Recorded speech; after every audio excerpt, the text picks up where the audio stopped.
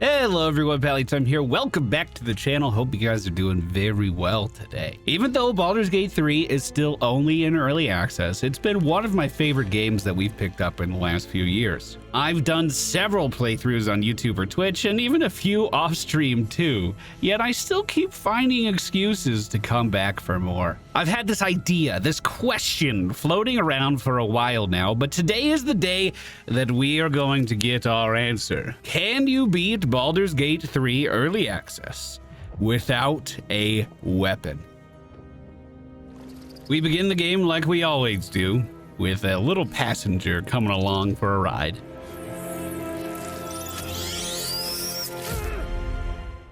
Now allow me to introduce you to our Githyanki fighter. His name is Slaps. I wanted to play a Githyanki for two reasons. They start the game with a bonus to their strength, which I was hoping would help me with slapping stuff and maybe throwing or pushing. And they also gain access to a very powerful spell called Githyanki Jump. Normally this would allow our character to take these massive leaps that can like scale buildings or jump several screens over.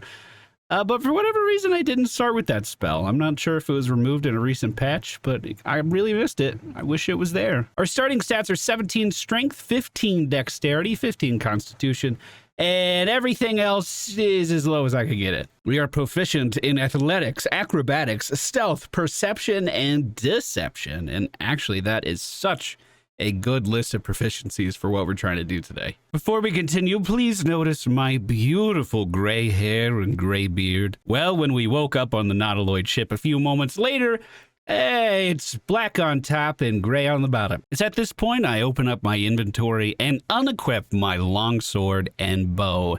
We will not be needing these where we are going, and from this point on, we will not equip any new weapons. This challenge is over if we get to see Swin's smiling face at the end of the game. We make our way outside on the ship, trying to find any way to get to safety, and we encounter our first companion. However, she's very rude. Abomination, this is your end. Miraculously, my hair is back to its normal color, but I will not stand for being insulted like this. So I tried to push her off the Nautiloid. It's almost like the world was trying to tell me that this was a bad idea because time after time after time again, she simply would not budge. But I'm a very persistent man. We got it. I think she was trying to warn me about 3 enemies located in the next room, some imps, and our first chance at combat. I get down in a sneaking position. This allows me to see where enemy sight lines are, and I do my best to sneak up on the imps. If I'm able to surprise them, that means I get a round of free attacking where they can't attack me. And considering we have very few options for what we can do in combat, I need every advantage I can get. Even though we have a pretty high strength, all things considered, our damage is only maxing out at about 4 per slap. However, we can also throw small objects and certain enemies, if they're small enough, into each other to cause additional damage. And we have the shove ability, and because our strength is high, a pretty good chance of being able to push enemies away from us. Now, luckily for us, the imps are not too much of a threat. They don't seem to be able to land too many of their attacks, and after a few slaps, we take them down. I make my way to the front of the ship where the tutorial ends, making sure not to touch anything along our path until we run into a mind flayer.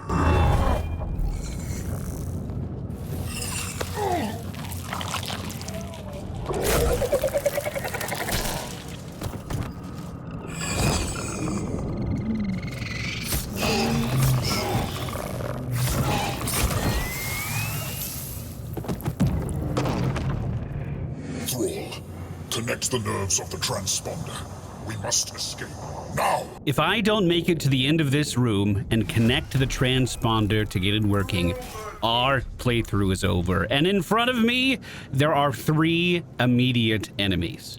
Well, let's start by changing that. I walk directly up to the imp in front of me and use the throw action to throw him into his own general. hoping that the Mind Flayer would do some kind of cleave or AoE to take him down and I wouldn't have to deal with it. On their turns, the Imp and Hellbore in front of me move up and take their swings, but both miss. This allows me to pick up another Imp and throw him at his general as well. I do manage to get a solid slap off on the Hellbore, hitting it for 4 damage, half of its health bar, pushed it aside and moved to the center of the room. But then this happened. Connect the transponder. Now.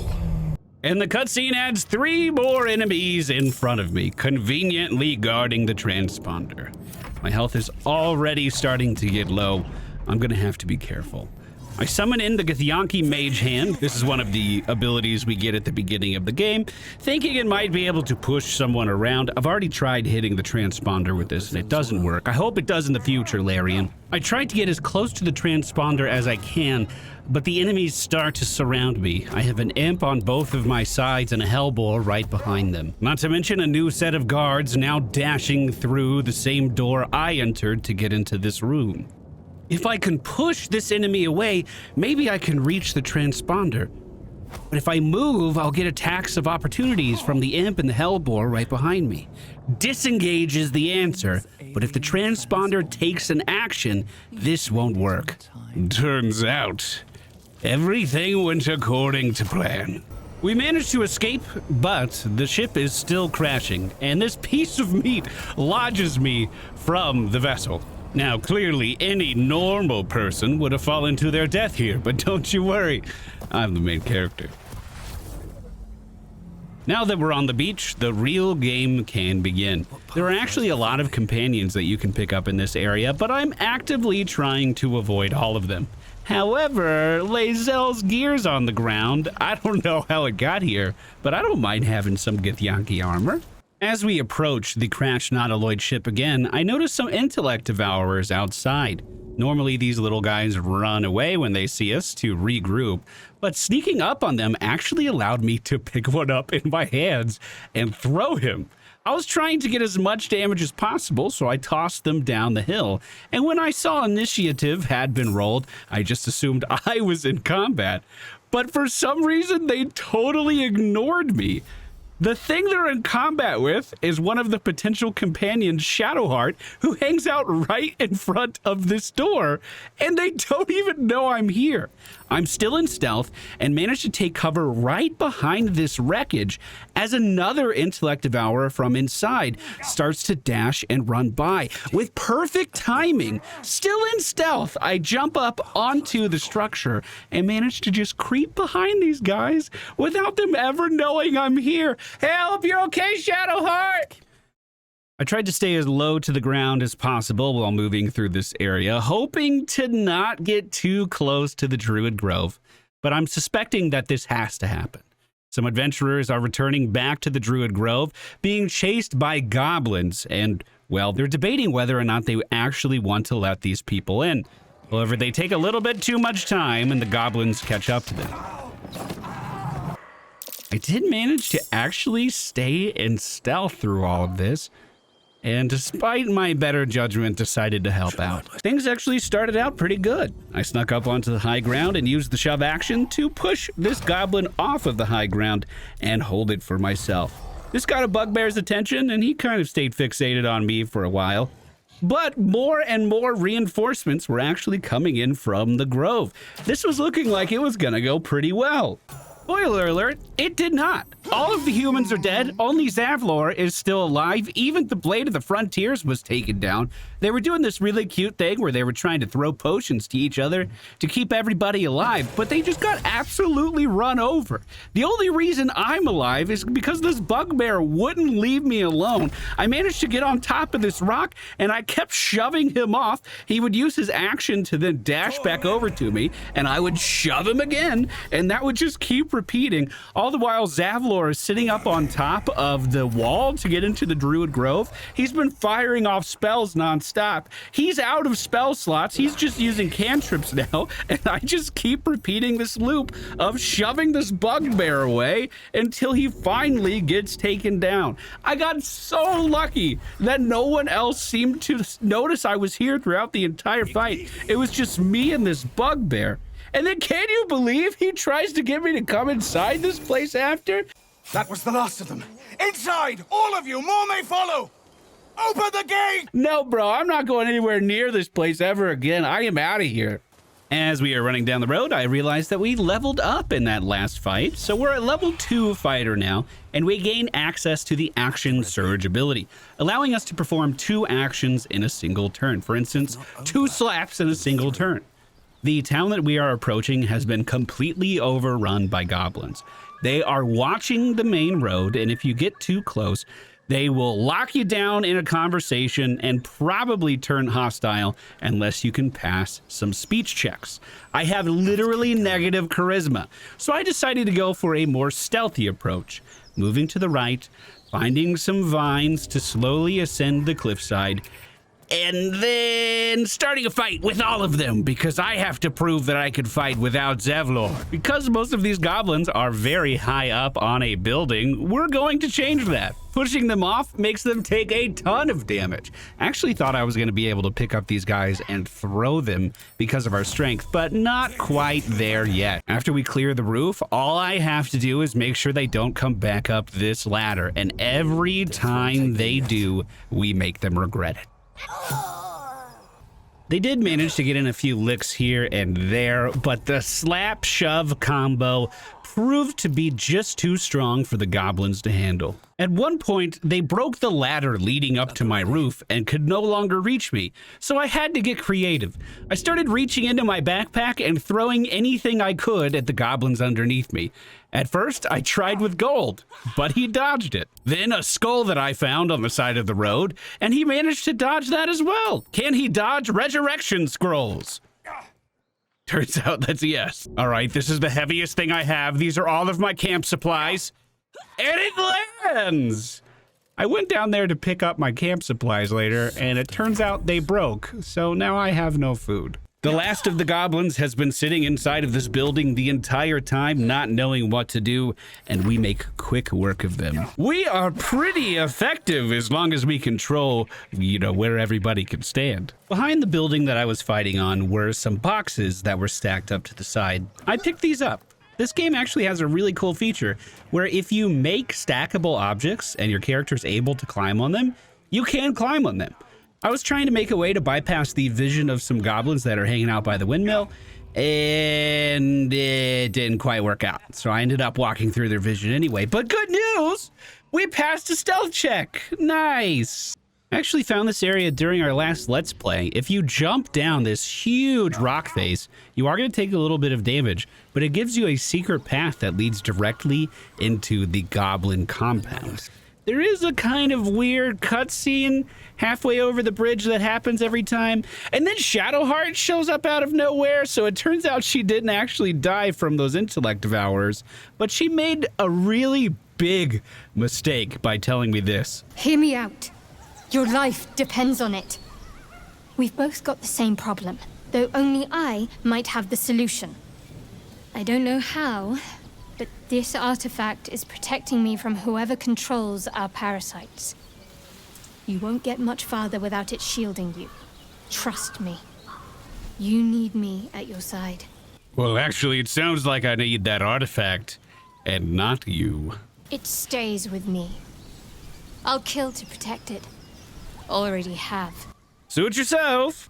To her credit, it was a pretty close fight, but the slaps ended up winning out overall. And it turns out the artifact likes me too, Shadowheart. I don't have to keep you with me at all.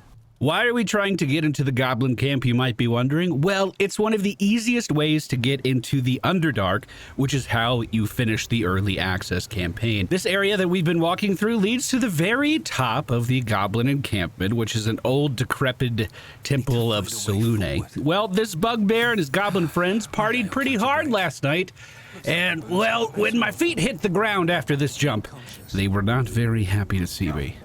As heck. My head hurts bad. You crash about like a drunken ogre. I'll rip your tongue. Break your legs. Make you quiet. A strange symbol glows, marked on their flesh, and something within you stirs in response.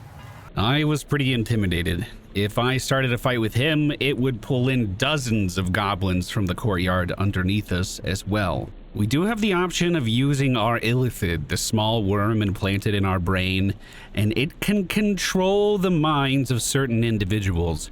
And look at this! Anything above 0 will pass the check! This is gonna be so easy! What? Okay. Hold on, buddy. Let's relax. Let's not do anything too hasty. I don't take orders from you. Kill him! And then he just goes back to sleep. I have no idea why. But I'm not going to wake him up again, that's for sure. Important to remember that illithid persuasion can only happen once per day. I cannot do that again until I rest. I made my way down to the main courtyard, and I hear goblins all around me going about their day. I decide to talk to one in particular, though. Long story short, he wants me to lick his toes, a sign of respect, and I'm happy to oblige. But while I'm about to get down there, I notice a ring wrapped around one of his toes, and there's a sleight of hand check to see if we could steal it.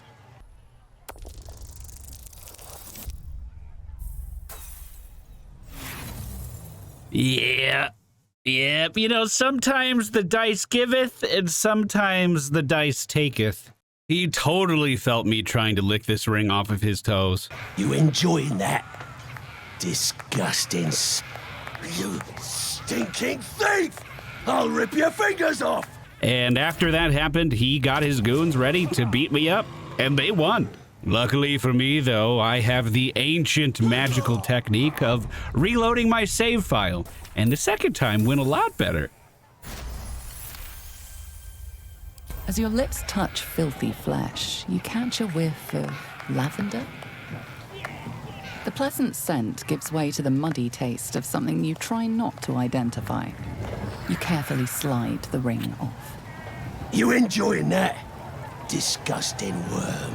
Just remember, you're nothing here. Turns out the ring itself is pretty good. Gives me increased movement speed, which is actually right up our alley. I equip it and make my way into the main entrance of the Temple of Selûne. There are a lot of guards stationed here, and the cheerful atmosphere of the outside is quickly taken away. I think I'm gonna have to talk my way in here, and hopefully the dice will guide me well this time. Oi! Ain't no party in here. We're doing the Absolute's work. State your business. Now. The mark glows, but you feel nothing in response. Your illithid power is beyond reach until you rest. Remember that last thing? That's gonna come up again soon. I've got an audience with the one in charge. Surely I sound confident enough. You'll let me in, right? Likes of you, please. Only boss you need concern yourself with is me. Out! Now. But I walk forward anyway, trying to look for any lines of sight I might be able to break to potentially open the lock on the door. They give me my second warning, and this is when I turn to leave. However, this happens. Already told you to bugger off, didn't I? I don't know why there aren't any lights. Maybe I was standing in front of the torch that was illuminating the room when the conversation started. And I don't know why my only choice for conversation is to use the illithid, the thing I shouldn't be able to use right now. I roll for it anyway, though, and the outcome is just barely enough. Ooh. A shiver runs across your mind. You feel sated. Oh, but beg your pardon, true soul. At your service, of course. Well, that's more like it. Like I said, I don't know why any of this happened, but they just let me cruise right on through now. The way forward into the Underdark is actually hidden inside Priestess Guts' living quarters. The door itself is immune to damage, and I don't have any lockpicks, so we're gonna have to figure out a way to get her to invite me to her living quarters. I'm sure that'll be easy. Now here's somebody special. The Absolute has touched you, hasn't she? Priestess Gut needs to touch you too. Oh, maybe this won't be that difficult. Hold out your arm so I can mark your flesh. I'm just trying to go along with it, so I don't even question what marking my flesh means. So why is she branding me? She's trying to give me the mark of the absolute. This shows that I'm a follower, or at least a participant, in their religion. I'm basically going to use it as my get out of jail free card. Hey guys, can't be mad at me. I have a mark. As the pain muddles your thoughts, your minds become entangled. A familiar sensation. She too carries a parasite. So I'm not the only one with the little passenger here. Darkness seems to swallow the temple, leaving you with a vision of the Goblin Priestess receiving instruction from a handsome young man. One of the chosen. The vision dissolves away.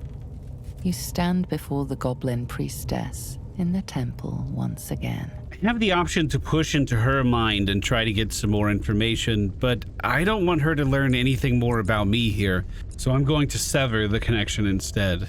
Your minds brush against one another, but are swiftly parted. Don't want to get intimate in front of the novices. Fair enough. Got some weird shadows in your head. Maybe I can help with that. Us true souls gotta look out for one another. Yes, of course. Well, I need a healer. Can you heal me? You've come to the right place. With the Absolute's will, I can fix anything. Let's deal with this in my chapel. It's private. Don't want this lot interfering with true soul business. And just like that, everything is going to plan. She invites me to a side room and offers me a drink, for I must be parched. I even noticed that it's poison before I offer to drink it anyway, just to make sure things keep going this smoothly. I wake up, completely tied up inside her actual chambers. This isn't quite right. Open your papers, freak. It's time. You should be sprouting tentacles by now. But you're still the same kind of ugly you always was. Disappointing not to have my own squiddy. But your giblet's'll make for a tasty supper. I have literally no idea who this person is.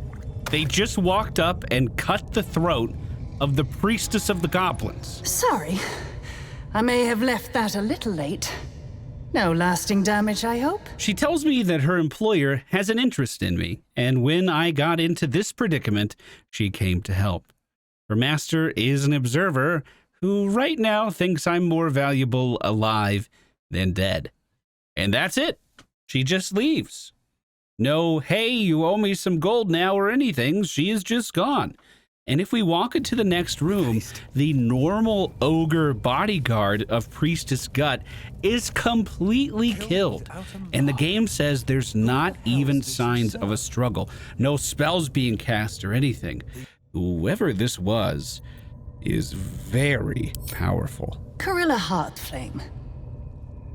At your service. There are two ways to get through this room. One is by solving the puzzle in the middle of the floor, and the other is by hopefully noticing something isn't right with an object on the right side of the room. If we had lockpicks, we could attempt to pick this lock to gain access to the next room. However, I don't have any right now. My plan was to go back to the Druid Grove and maybe do a little bartering there, but I found a small little trader inside of the Goblin encampment that I never even knew was here. And it turns out they have Thieves Tools. Just in case you were wondering, I got the loot to buy those Thieves Tools because Priestess Gut had a ton of valuable stuff in her chambers. Just because I have the lockpicks doesn't mean I'm guaranteed to open this. Our rolls have been terrible tonight, and we need to hit a 14. The first roll's not looking very good, but 2 more lockpicks in hand. Let's try again. Beautiful. Now, a door opens up on the far side of the room, and a ladder leads us down to one of the most dangerous locations in the game, the Underdark. Immediately, as we get into the Underdark, we encounter our first obstacle. In the courtyard of this fort, there is a crystal that will vaporize anyone who approaches the main gate, even from the inside going out. I thought because I didn't have a weapon, I wouldn't be able to break it. Then I remembered I can throw things, and this box got the job done really easily. I contemplated going directly into the Underdark, but I know just how dangerous this place can be. I decided the best path for me was going to be to jump from these stairs to the left onto this ledge. If we follow this around the fort we just exited, it actually leads to some petrified drow. If I don't touch them, though, I should be able to sneak right on by. Right. Exploding red mushrooms. We'll keep an eye out for those. I jump across the gap and actually find a rock face that I can climb down on this platform. However, when I reach the other side, the most terrifying thing in Baldur's Gate 3 happens. The autosave kicks in. Almost immediately after, an underground creature barrels through, pushing me away almost off the platform that we were standing on. But luckily, it does not spot me. Eventually, it just slithers back underground, and we can continue. Light on my feet. Immediately off to the left in the next area, I'm already spotting more of these explosive plants, and I don't have very many things in my inventory to actually throw. I spot this wall of spider webs off to my right, and with a few quick slaps, we get inside. There's also a pretty sturdy looking chest sitting in this area. This'll do very nicely. We take the chest and throw it at a nearby red plant, and look at that! Success. Dig these. I am kind of curious what's in this chest though, so I throw it at a few more plants to find out. It breaks open to reveal the drow leather set, which actually gives us stealth bonuses. This is kind of the perfect find because I'm gonna have a pretty challenging stealth check up ahead. We continue to fight through pretty rough terrain, remaining in stealth the entire time until we hit the shore of the lake. On this lake, not only are there a bunch of dead Draugr, there's also a boat that we might be able to commandeer to leave this area. I try to stay as low as possible, but eventually one of these stealth checks does fail. And, oh, we get to talk to a slaver. Too loud, sun scum. Heard you stumbling. Can hear you blinking. Noise gets you eaten down here. Reckon I'll hush you before something hungry comes along. His gnarled fist grips an axe. Yeah, you remember that mark of the absolute? I told you, our get out of jail free card. Hey buddy, we're all friends here. Nothing to worry about. Burning those into just anyone now, are they? No harm. Every army needs grunts to run in and die first. Even the absolutes. But spoil my hunt, and you're dead. I basically just told this guy whatever he wanted to hear. Yeah, you're hunting an escaped slave. Sure, I'll help you do that. No problem at all. In reality, I just did not want to make him mad. At least not yet. I know that there are a bunch of his allies all around this area, and this turns into a very, very difficult fight that I have no chance of winning. So, even though I have a -1 proficiency with charisma, we could still talk our way out of this problem. After he's done blabbing, I just make my way over to the docks, and you can just get on the boat and leave. You can just take the boat right from under this guy's nose. However, we are not alone in these waters, and another one of the slaver ships pulls up next to me after I've been sailing for some time. Who are you? Luckily, as he boards my ship and asks what I'm doing with his friend's ship, I just show him the mark of the absolute. Hey buddy, we're all cool here, nothing to worry about. All right. No reason to get your tongue in a twist. This is literally all it takes to convince this guy to give me a full escort into the final area of the game. This actually used to be where early access stopped, but in the most recent patch, they expanded this area quite a lot. There are a bunch of cool characters down here, ancient weapons to be forged, a gigantic boss like I have never seen, and we just skip all of it because there's an elevator over here that leads us out of the Underdark and leads us directly to the end of Baldur's Gate 3 Early Access, which means we just beat the game without a weapon equipped. Congratulations, you've made it to the end of the early access campaign of Baldur's Gate 3. On behalf of the entire team at Larian Studios, I want to thank you for playing and supporting us. And please let us know what... And just like that, it's over. Bro, look at this timeline. This is one of the most editing intensive videos I have done in years. I hope you guys enjoyed the ride. I hope you guys enjoyed the video. If you do, please be sure to hit the thumbs up button. Maybe we can come up with some other challenges to do while we're waiting for early access to be over. I absolutely love this game, and I look forward to playing it more in the future. Take care, everybody. See you again soon. Goodbye.